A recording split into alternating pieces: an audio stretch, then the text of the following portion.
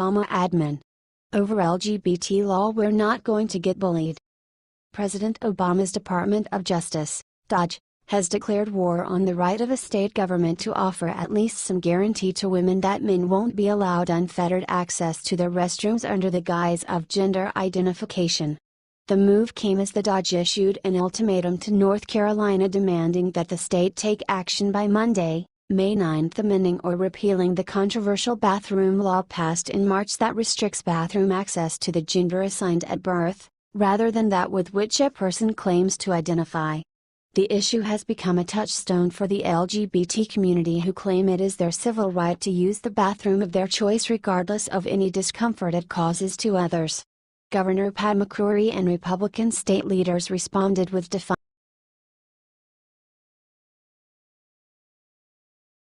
Badass Texans player just shut down every whiny protester on his field with what he brought to game. As oppressed millionaire NFL players continue to make a mockery of our country while insulting every single soldier who fought, bled, and died for this country by protesting our national anthem, other NFL players like Justin James J. Watt have been working tirelessly to organize hurricane relief efforts for the past several weeks.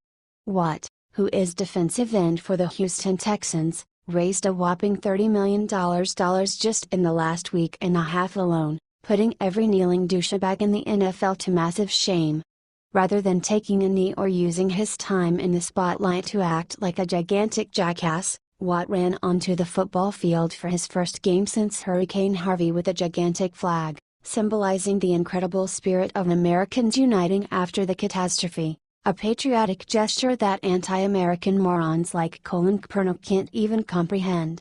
We as Americans need to stop allowing these kneeling idiots to hijack our favorite sport and give players like Watt the attention and praise he deserves, as he truly cares for Americans and is choosing to use his platform in such an incredible way. Keep in mind, Watt is a professional athlete who is taking time away from his vigorous training to help his fellow Texans. Outside of a 2 to 3 hour workout each day, Watt has spent every second working with either Houston Mayor Sylvester Turner, people from the Justin J. Watt Foundation, or volunteers to make this massive project a success in just a few short days. What an incredible man! Rather than using his platform to whine about America and our country's injustices, Watt is showing is leading by example and truly being the change that our country needs, showing these ungrateful protesting morons throughout the NFL what it really means to be an American.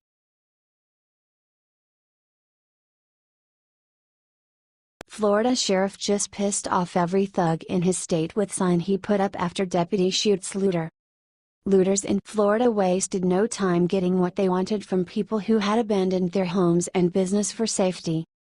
Blue Lives Matter reports, Broward County Sheriff Scott Israel posted a message for looters after one of his deputies was forced to shoot a looter in a South Florida looting. One suspect was shot and a second suspect was arrested, according to NBC Miami. Looting during the storm will not be tolerated. Looters will be identified, investigated, and prosecuted to the fullest extent of the law, a written message said on the sheriff's office's Facebook page. Then appeared a special video message from Israel himself. Looters, your behavior is illegal, it's felonious, and it won't be tolerated, the sheriff announced in the video message to looting thugs.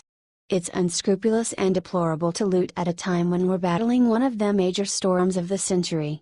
The sheriff closed his remarks with a promise to use all available resources to hunt down any looters from the time of that post forward. The only way to prevent liberals and looters from doing their thing is to fight fire with fire. Looting could quickly become a game of roulette with criminals not knowing who stayed behind to protect their property until they're staring down the barrel of a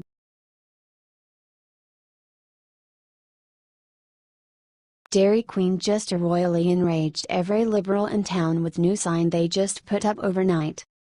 Schweinman posted on his door a sign that the left would deem as politically incorrect, and in all reality, it isn't.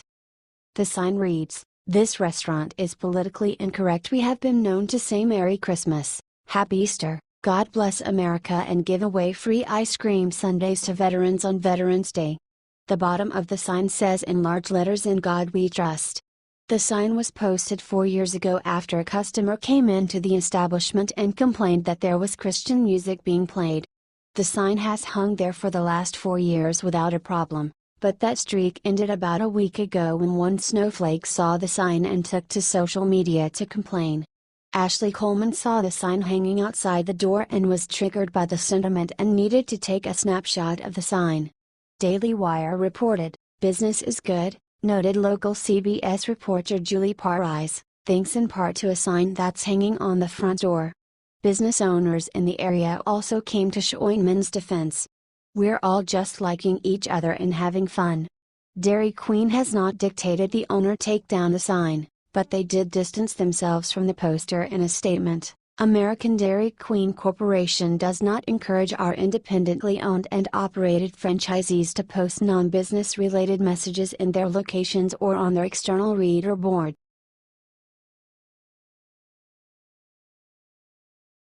Pence brings his 9/11 speech to screeching halt and shocks everyone with what he did from podium. Vice President Mike Pence took the stage today in Shanksville, Pennsylvania, where United Flight 93 crashed on September 11, 2001.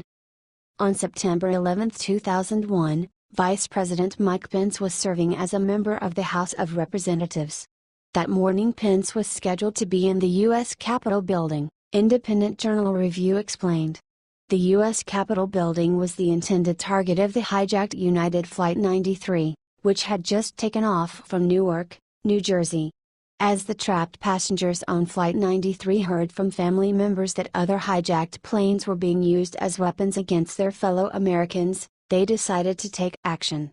Had it not been for these heroes on board 93 who fought terrorists off with their own hands, Mike Pence wouldn't be out vice president today because he would have been killed in the U.S. Capitol building. The aircraft didn't make it that far because these brave men had grit and did what they knew they had to do to save hundreds of lives, including Pence's. Vice President Mike Pence counts himself among the lives that were saved by the actions of those passengers, IJ Review added. With tears in his eyes and a heart bursting with gratitude for these passengers who he couldn't personally thank, the appreciation for their bravery was palpable from the podium where Pence stood. Pence's incredible story of remembrance was a beautiful tribute to the brave men he honored.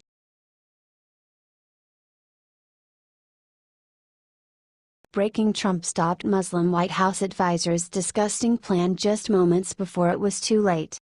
When President Trump declared during the election that he would drain the swamp, little did he realize the monumental task ahead. He certainly assumed that those entities within his crosshairs, namely the progressive political establishment and of course the mainstream media, would need a good scrubbing from countless decades of corruption and collusion. However, being a political novice, he never figured on his own party colleagues betraying him, time and again. Moreover, insiders within his administration attempting to sabotage his agenda and perhaps worse yet undermining his position as president, with the hope of actually taking him down. And that the swamp isn't only reserved for the obvious, but also for the not so obvious within the Republican Party, those party hacks looking only towards the next election. In a fast-breaking report, we've just learned about an elaborate coup that was set up by a loyal Muslim supporter within the Trump administration who's responsible for the continuous leaks coming out of the White House. Moreover, since the president took the oath of office back in January as the 45th president of the United States, the leaks began almost immediately, and with the help of the mainstream media the identity of the individual was protected, in that the media refused to out its source even though some of the information was classified and a potential danger to our national security interests.